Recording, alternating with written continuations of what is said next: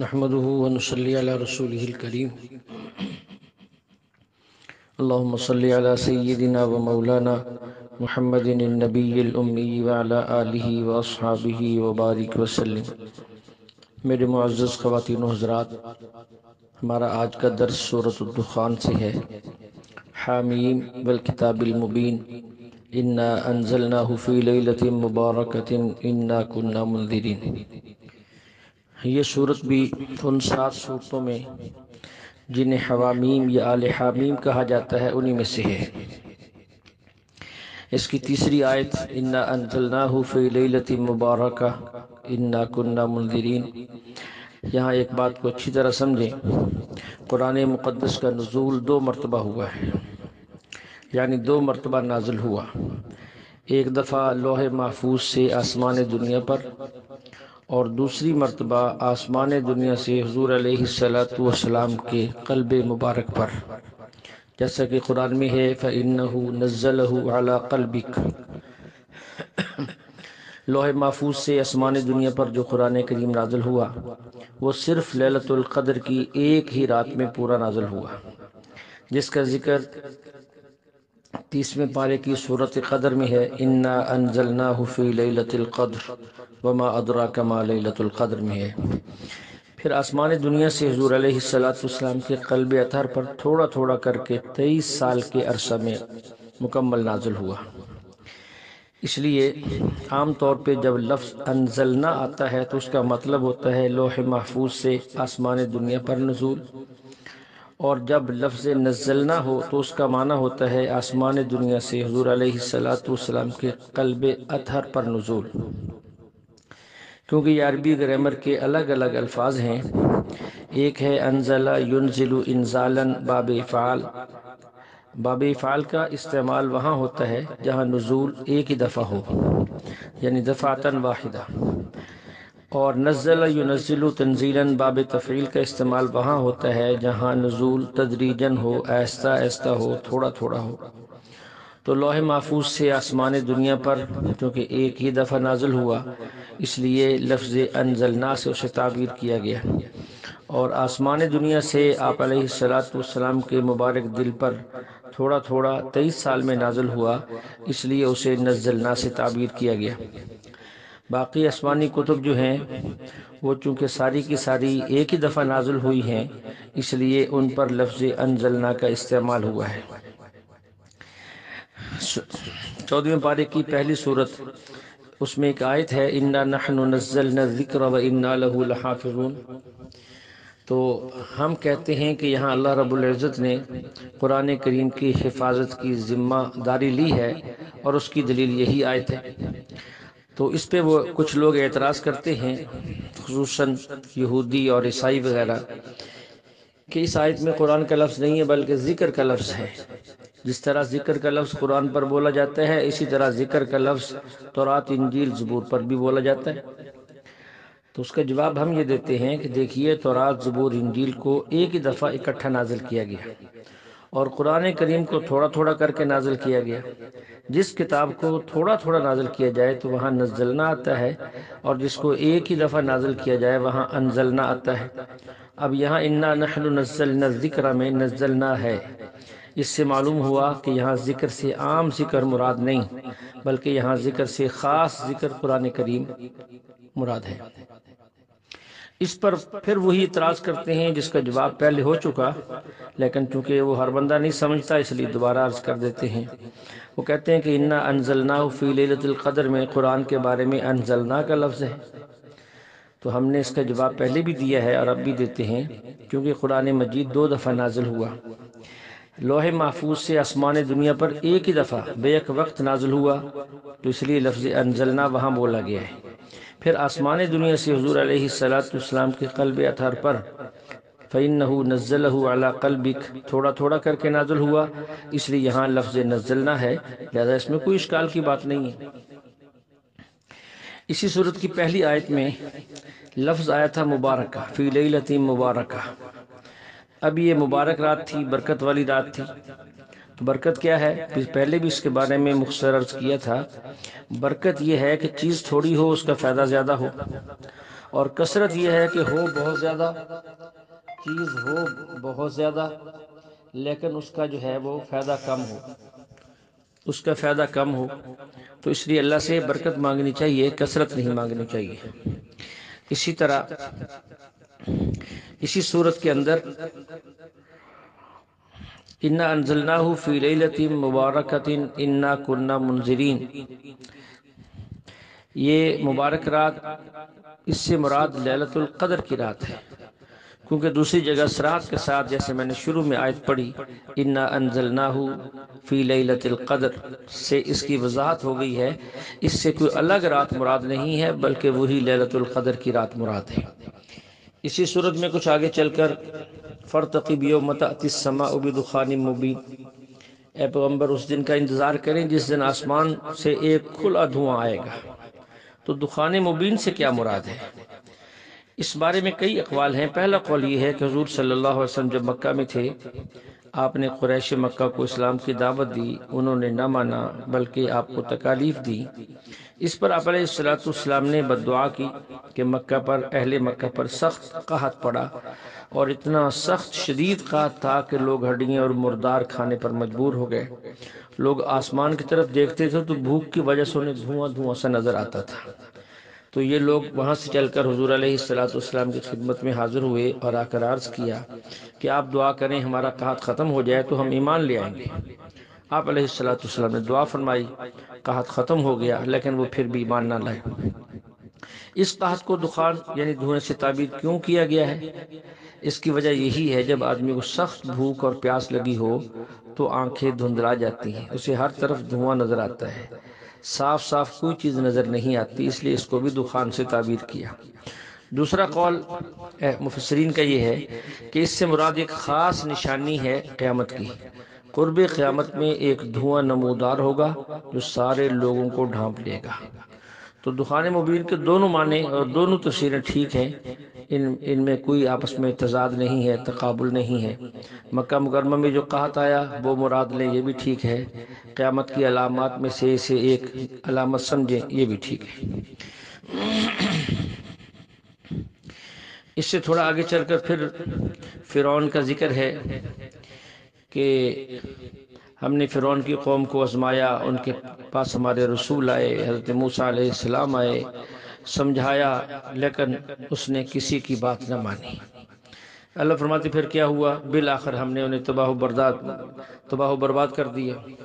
ان کو باغات سے نکالا، چشموں سے نکالا، کھیتوں سے نکالا، جو عزت کا مقام اور حکومت دی تھی اس سے ہم نے نکالا، اور ان ساری چیزوں کا ہم نے اوروں کو وارث بنا دیا. اور ان کے ساتھ یہ سب کچھ دیکھ کر نہ ان پہ آسمان رویا نہ اس پہ زمین روئی. یہ رونے کا ایک محاورہ استعمال ہوتا ہے جب کوئی مرے اور اس پر کوئی غم کرنے والا نہ ہو، تو یہ ایک محاورہ ہے. اس لیے اللہ بھی فرماتے فما بکت علیہم السماء والارض، نہ ان پر آسمان رویا نہ ان پر زمین روئی، یعنی ان کا وہ سب کچھ، وہ پورا جو ہے سلسلہ ختم کر دیا گیا، ان کی جڑ کاٹ دی گئی. اسی صورت میں تھوڑا آگے چل کر تبع کا ذکر ہے، قوم تبع کا. اہم خیر ام قوم تبع والذین من قبلہم اہلکناہم انہم کانوا مجرمین. اللہ فرماتے ہیں ان سے پوچھو یہ کیا اسباب اور طاقت میں تم بڑھ کر ہو؟ یہ قوم تبع تم سے بڑھ کر تھی، تو وہ تم سے بڑھ کر تھی، تم پھر بھی عجیب باتیں کرتے ہو. تو یہاں تبع کا لفظ آیا ہے. تبع یہ تیب بے عین سے ہے، شاہی یمن کا یہ لقب ہے. جیسے اس زمانے میں ہر علاقے کے بادشاہ کا ایک لقب ہوتا تھا. مصر کے بادشاہ کا لقب فرعون تھا، اور روم کے بادشاہ کو قیصر کہتے تھے، ایران کے بادشاہ کو کسرا کہتے تھے، حبشہ کے بادشاہ کو نجاشی کہتے تھے. ایسے ہی یمن کا جو بادشاہ بنتا تھا اسے تبع کہتے تھے، یہ ان کا لقب تھا. جیسے ہمارے ہاں بھی بادشاہ کا ایک لقب ہے صدر، حالانکہ اس کا نام تو نہیں ہے. تو یہاں تبع سے مراد ہر بادشاہ نہیں ہے، بلکہ یہاں خاص تبع مراد ہے، ایک خاص بادشاہ مراد ہے. اس کا ذکر جو ہے اس کے اندر یہاں ہوا ہے. جیسے کہ نجاشی کا ذکر ہے تو وہاں خاص نجاشی کا ذکر ہے. جس نے آپ علیہ السلام کے صحابہ کی جماعت کو عزت سے رکھا وغیرہ وغیرہ۔ کسریٰ کا ذکر ہے تو خاص کسریٰ کا ذکر ہے جس کے بارے میں آپ نے پیشین گوئی دی۔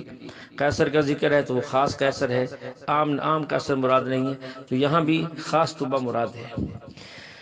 حضور صلی اللہ علیہ وسلم جب مکہ مکرمہ سے مدینہ منورہ تشریف لے گئے ہجرت کر کے، قباء میں چند دن قیام کیا، پھر وہاں سے مدینہ کو روانہ ہوئے، تو ہر انصاری کی یہ خواہش تھی کہ آپ علیہ السلام میرے مہمان بنے اور میرے گھر میں ٹھہرے، آپ کی اونٹنی کی مہار کو پکڑ لیں، لیکن آپ علیہ السلام نے فرمایا دعوها فإنها مامورہ، میری اونٹنی کو چھوڑ دو، یہ اللہ کے حکم سے چلتی ہے اور اللہ کے حکم سے رکے گی، اسے چلنے دو، جہاں بیٹھ جائے گی بس میں وہیں مہمان ہو جاؤں گا۔ اب حضور صلی اللہ علیہ وسلم کے دادا عبد المطلب کے سسرال بنی نجار کا قبیلہ مدینہ میں تھا، ان کی اس لیے آپ علیہ السلام کی تبھی خواہش یہ تھی کہ میں اپنے دادا کے سسرال کے ہاں ٹھہروں، لیکن آپ علیہ السلام نے ایسا کیوں نہیں کیا؟ اس کی وجہ یہ تھی کہ انصاری مدینہ میں ہر شخص آپ علیہ السلام سے محبت کرتا تھا، تو آپ کو یہ بات اچھی نہ لگی تاکہ کسی کا دل نہ ٹوٹ جائے، تو آپ علیہ السلام نے ان سے یہ کہہ دیا کہ اس کو چھوڑ دو، یہ جہاں رکے گی میں وہیں جو ہے ٹھہر جاؤں گا۔ تو چلتی ہوئی اونٹنی حضرت ابو ایوب انصاری رضی اللہ عنہ کے گھر کے سامنے رک گئی، تو آپ جو ہے ان کے گھر کے اندر تشریف لے گئے۔ یہ گھر کہاں تھا کہ ہم نے دیکھا نہیں ہے، اب پرانا مدینہ ہی نہیں ہے، بلکہ یوں لگتا ہے کہ جو اس زمانے میں شہر مدینہ ہوگا، اب پوری مسجد نے اور مسجد کے احاطہ نے اس پوری جگہ کو گھیر لیا ہے۔ بہرحال کچھ پرانے جاننے والے لوگ نشاندہی کرتے ہیں کہ اس جگہ وہ گھر تھا۔ تو حضرت ایوب انصاری رضی اللہ عنہ کی خدمت میں مکان بھی پیش کیا اس طبع بادشاہ نے۔ طبع بادشاہ کا حضور السلام کی خدمت میں جو ہدیہ تھا وہ کیا تھا؟ مکان، ایک مکان بھی تھا اور ایک خط بھی تھا۔ تو ابو ایوب انصاری رضی اللہ عنہ کے گھر میں جب رکے تو انہوں نے مکان بھی پیش کیا کہ حضرت یہ آپ کا ہے اور یہ آپ کا ہدیہ ہے، اور ایک خط بھی پیش کیا۔ اور یہ مکان اصل میں کیا تھا؟ وہ جو خاص طبع بادشاہ تھا یمن کا، وہ ایک دفعہ اس علاقے سے گزرا، اس کے ساتھ اس زمانے کے تورات کے جاننے والے 400 علماء بھی تھے، یہاں ایک طویل عرصہ اس نے قیام کیا۔ جب یہاں سے روانہ ہونے لگے تو علماء نے کہا کہ آپ ایسا کریں، ہمیں یہیں چھوڑ دیں اور آپ چلے جائیں۔ اس نے پوچھا کیوں؟ اس نے کہا ہماری کتابوں میں لکھا ہے جو آخری نبی اور رسول دنیا میں آئے گا وہ مکہ سے ہجرت کر کے یہاں آئے گا اور یہیں ٹھہرے گا، تو ہم چاہتے ہیں ہم ابھی یہاں رک جائیں، اس کا یہاں انتظار کرتے ہیں، ہم یہاں سے نہ جائیں۔ تو طبع بادشاہ جو تھا وہ بڑا علم دوست آدمی تھا، اس نے کہا بات تو ٹھیک ہے۔ اس نے 400 علماء کے لیے مکانات بنوائے، ان کی وہاں شادیاں بھی کروائیں، رہنے کے لیے سامان بھی دیا، اور ایک مکان 2 منزلہ بنایا۔ اس نے کہا کہ جب وہ آخری نبی آئیں گے تو یہ مکان میری طرف سے ان کے لیے ہدیہ ہے۔ کیا بات ہے! حضرت ابو ایوب انصاری رضی اللہ عنہ اسی مکان میں رہتے تھے جو 2 منزلہ مکان تھا، اور آپ علیہ السلام کے لیے طبع بادشاہ نے بنایا تھا۔ تو گویا آپ علیہ السلام اپنے ہی مکان میں آ گئے۔ پھر اس طبع بادشاہ نے کہا تھا کہ ایک خط میری طرف سے ہے، یہ آپ علیہ السلام کی خدمت میں پیش کر دینا، تو وہ نسل در نسل خط چلتے چلتے اس وقت حضرت ابو ایوب انصاری کے پاس تھا، یعنی جو اس مکان میں رہتا تھا خط بھی اسی کو ملتا تھا تاکہ آگے پہنچ جائے۔ تو انہوں نے وہ خط بھی آپ علیہ السلام کو پیش کیا۔ بعض سیرت کی کتابوں میں اس کا تفصیل سے ذکر ہے، اس میں بہت کچھ ہے، اس نے اپنے ایماندار ہونے کے لیے جو کچھ لکھا ہے بڑی تفصیل لکھی ہے۔ تو اس کے اندر یہ اشعار بھی تھے اس کے، تو 2-3 اشعار، تو ان میں سے 3 اشعار یہ ہیں: شہدت علی احمد انہ رسول من اللہ باری النسم فلو مد عمری الى عمرہ لکنت وزیرا لہ وابن عم وجاہدت بالسیف اعداءہ وفرجت عن صدرہ کل غم۔ اس نے کہا کہ میں گواہی دیتا ہوں کہ محمد صلی اللہ علیہ وسلم اللہ کے برحق رسول ہیں، اگر خدا نے مجھے موقع دیا، میری عمر لمبی ہوئی تو میں، اور ان کا زمانہ میں نے پا لیا، تو میں ان کا سپاہی اور وزیر بن کے ان کا ساتھ دوں گا، اور میں حضور علیہ السلام کے دشمنوں سے تلوار سے ایسا لڑوں گا اور ایسا ٹکراؤں گا کہ اللہ کے نبی علیہ السلام کا دل ٹھنڈا ہو جائے گا۔ بہرحال یہ وہ طبہ ہے اور یہ وہ مکان تھا جو اس نے بطور ہدیہ بنایا تھا، بالآخر وہ آپ تک پہنچا۔ اس کے بعد اسی صورت میں کچھ جہنمیوں کے عذاب اور ان کے اس کھانے کا ذکر ہے۔ اللہ ہم سب کی حفاظت فرمائے۔ ان شجرۃ الزقوم طعم الاثیم کالمہل یغلی فی البطون کغلی الحمیم۔ اللہ حفاظت فرمائے کہ وہ کیسے مشکل حالات ہیں۔ اللہ سب اہل ایمان کی جہنم سے حفاظت فرمائے۔ اس کے متصل بعد پھر اللہ نے جنت کا ذکر کیا کہ متقین کو کیا ملے گا۔ ان المتقین فی مقام امین، عزت کے مکان ہوں گے، باغات ہوں گے، چشمے ہوں گے، ریشم کا لباس ہوگا، تخت لگے ہوئے ہوں گے اور ان کی حور عین سے شادیاں کی جائیں گی، اور جو ہے جو وہ مانگیں گے پھلوں میں سے وہ ملے گا، ہر چیز ملے گی اور موت بھی وہاں نہیں آنی۔ تو اللہ نے بہت ساری نعمتوں کا ذکر کیا، یعنی انسان کی جو ضرورت ہے سب کا اللہ نے یہاں ذکر کر دیا۔ مقام امین، مکان چاہیے وہ بھی ملے گا، لباس چاہیے، یلبسون من سندس و استبرق، لباس کا ذکر کر دیا۔ بیوی چاہیے، وزوجناہم بحور عین، اس کا ذکر کر دیا۔ خوراک چاہیے، بکل فاکہہ، ہر قسم کے پھل ملیں گے۔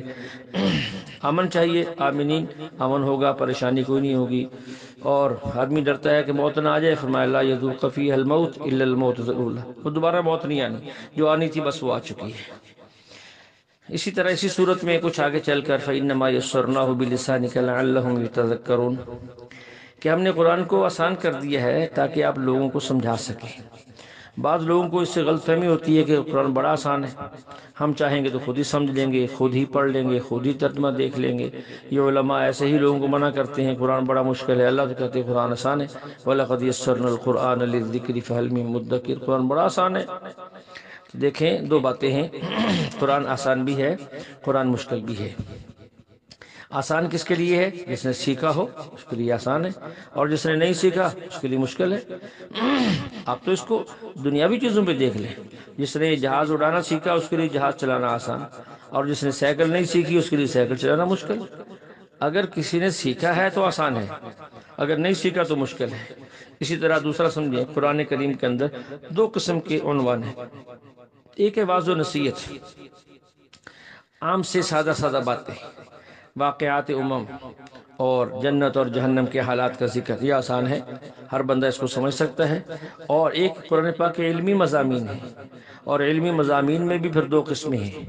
ایک قسم وہ ہے جسے ماہرین اہل علم بھی نہیں سمجھتے، ماہرین اہل علم بھی نہیں سمجھتے، والراسخون فی العلم یقولون آمنا بہ، ماہرین بھی یہ کہہ کر گزر جاتے ہیں کہ بس جو اللہ نے کہا ہم ایمان لائے، اور اس کی تفصیل میں نہیں پڑھتے کہ اس کا کیا مقصد، اس کی کیا مراد نہیں۔ اور کچھ وہ ہیں جو صرف ماہرین سمجھتے ہیں۔ قرآن کہتا ہے وما یعقلها الا العالمون، کہ ان کو نہیں جانتے سوائے اہل علم کے۔ تو اس لیے یہ کہنا، اس آیت سے دھوکہ کھانا یا کسی کو دھوکہ دینا کہ قرآن بہت آسان ہے، ہر بندہ سمجھ سکتا ہے، یہ درست نہیں ہے۔ ہاں آسان ہے لیکن سیکھنے کے بعد۔ اللہ جل شانہ ہمیں کلام مقدس کو سمجھنے کی، سیکھنے کی، پھر سکھانے کی، پھر پھیلانے کی عمل کی توفیق عطا فرمائے۔ وآخر دعوانا ان الحمد للہ رب العالمین۔